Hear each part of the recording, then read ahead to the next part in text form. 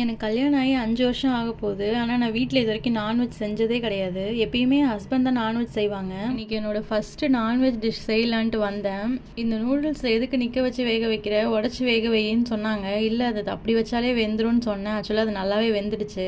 இந்த கோஸை நான் கட் பண்ணுற அழகுலேயே என் ஹஸ்பண்டுக்கு தெரிஞ்சிருச்சு இந்த டிஷ் எப்படி வரப்போகுதுன்ட்டு.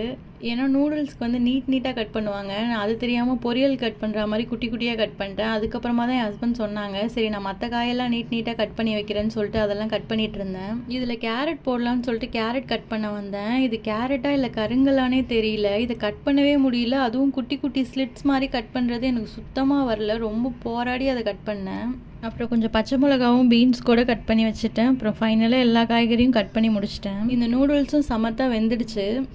அப்புறம் இந்த 65 மேரினேட் பண்ணுறது நான் பண்ணதே இல்லை. அதனால் என் ஹஸ்பண்ட் சொல்ல நான் மேரினேட் பண்ணேன். அப்புறம் இந்த பொரிச்சு எடுக்கிறது எனக்கு தெரியாது. ஏன்னா நான் அது வெந்துடுச்சான்னு எனக்கு தெரியாது. அதனால் அது மட்டும் என் ஹஸ்பண்ட் பொரிச்சு எடுத்தாங்க. அவங்களே அதை பொரிச்சு எடுத்து கட் பண்ணி கொடுத்துட்டாங்க.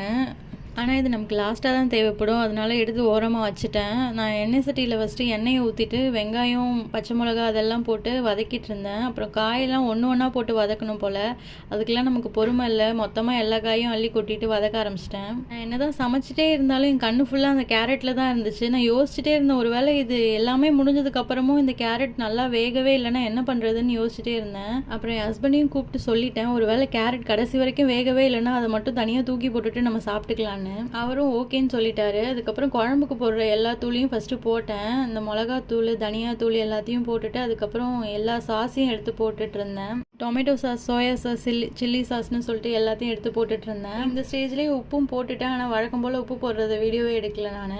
இந்த ஸ்டேஜில் எல்லாரும் சொல்கிற மாதிரி நீங்கள் தேவையான அளவுக்கு உப்பு போட்டுக்கோங்க. ஃபைனலாக வேக வச்ச நூடுல்ஸ் அதில் கொட்டிதோ இந்த மாதிரி பண்ணிட்டு இருந்தேன். என் ஹஸ்பண்ட் வந்து வீடியோ எடுக்கும்போது இதெல்லாம் நமக்கு தேவையாகும் அப்படிங்கிற மாதிரியே பார்த்துட்டு இருந்தாரு. இருந்தாலும் இது நல்லா இருக்குன்னு சொல்லிட்டு நான் அது மாதிரி கிண்டிட்டு இருந்தேன். அதை அவர் ஒழுங்காக ஃபோக்கஸ் கூட பண்ணி எடுக்கல. என் கையை தான் ஃபோக்கஸ் பண்ணி எடுத்திருக்காரு. அதுக்கப்புறம் நாங்கள் ஸ்க்ராம்பிள் பண்ண எக்கு கொஞ்சம் வச்சுருந்தோம். அதை போட்டுட்டு அப்புறம் எடுத்து வச்ச சிக்கனையும் போட்டு நல்லா கிளறி விட்டாச்சு. இது டேஸ்ட் உண்மையாகவே நல்லா இருந்துச்சு. நீங்களும் வீட்டில் ட்ரை பண்ணி பார்த்துட்டு நல்லா இருந்துச்சுன்னு கமெண்ட்ஸில் சொல்லுங்கள்.